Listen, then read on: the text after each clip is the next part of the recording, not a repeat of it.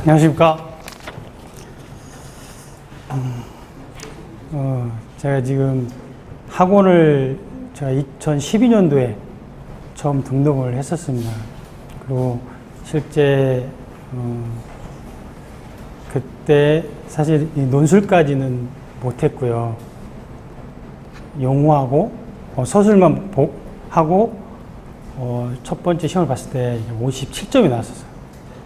57점이 나왔었는데 그 당시에 이제 그 장판지에 대한 한 60%?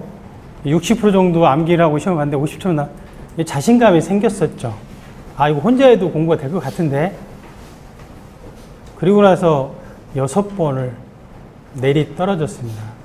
사실 이번에 8번째 합격을 했었는데 결국은 이제 17년도에 다시 등록을 해서 논술반을 듣고 합격을 했는데 사실 110회 때 59.85인가에 떨어지고 포기하고 싶어져요. 사실 더 이상은 안 되는구나, 아무리 해도 뭐 안 되는구나.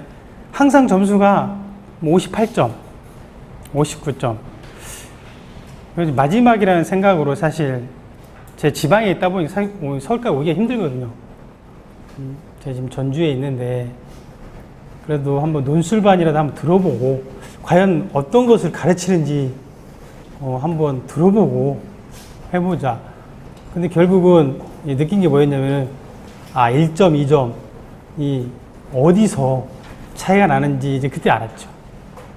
결국 뭐냐면은 말 그대로 이제 시간을 단축할 수 있는 힘, 정리되는 정리. 저는 항상 5분씩 부족했었어요. 5분씩.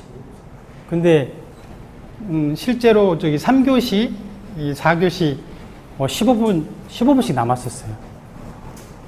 4교시 때는 다 쓰고 나니까 20분이 남았어요. 20분. 저도 이게 뭔가 그래서 한번 봤어요. 이게 뭐 빼트려 먹었나? 근데 그게 다른 건 없었는데 단지 뭐였냐면은 지속적으로 얘기하는 이 서술은 내가 가지고 있는, 예를 들면 공법별로 필살기라고 그러잖아요. 아이템 8개. 사실 시험 보기 일주일 전에 제가 해외 연수를 갔어요. 사실 시험을 포기할까도 생각을 했었어요. 일주일 해외 연수 갔다 와서 그 다음 날 시험을 봤는데 그때 이제 그때 그 스터디 하면서 교수님이 주요 내용 해줬던 그런 거를 비행기에서 왕복 한 8시간 그거만 봤어요. 사실 아이템 그 다음에 용어에서 이제 이번에 그 흐름상 나올 수 있는 것들을 딱 정리해서 비행기 안에서 이제 8시간을 봤는데 사실 거기서 용어에서는 3문제, 논술에서도 3문제가 나왔어요. 딱 그 8시간 동안 봤던 그 시간에. 결국 뭐냐면은 원래 제가 110회 때 시험을 학원을 들었으면 합격했었을 거예요. 왜냐면 그때 그 특수 콘크리트에서 나왔던 루나 콘크리트 좀 몰랐어요. 학원 사람은 다 알더라고. 결국 뭐냐면은 그 합격과 불합격은 제가 확신하건대 그 방향성을 제시해주는, 결국 뭐냐면은 이 장판이라는 게 저는 지금도 걸레짝처럼 가지고 있어요. 지금도. 그거는 수없이 반복해서 그냥 어떻게 보면 뭐 신적인 존재? 제게는 그런 거였어요. 이게. 왜냐하면 그게 안정감을 줘. 안정감을. 실제 기억나지 않은 것들은 거기서 나와. 이게 아이템이. 그냥 내가 현장에서 일했던 것들하고 복합적으로.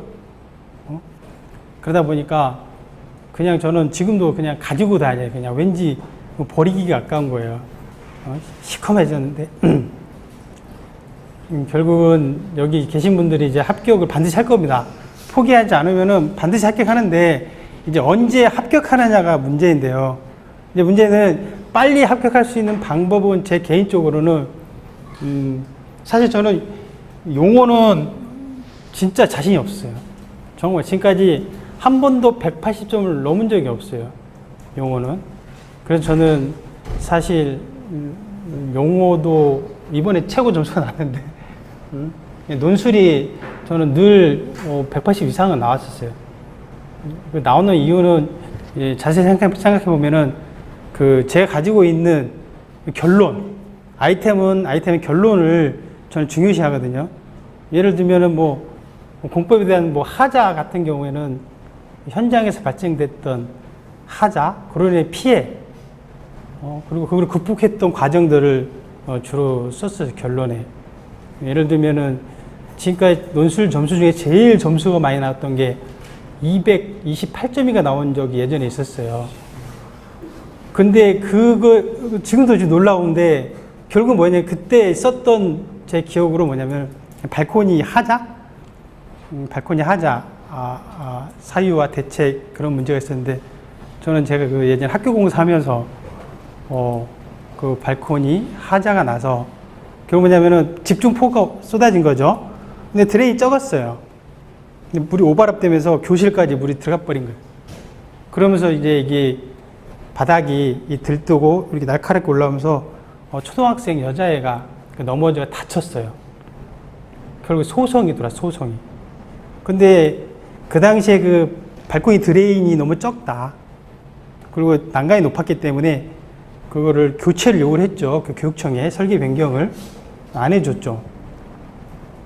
결국은 그 사소함 하나 때문에 그 아이가 정말 큰 상처를 입고 너무 가슴이 아팠던 게 있어서 그런 내용을 썼어요. 이거 범죄다.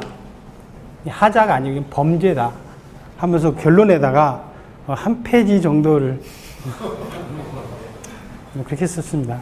하여튼 힘내시고요. 이번에 잘 하셔가지고 합격할 것을 믿습니다. 고맙습니다.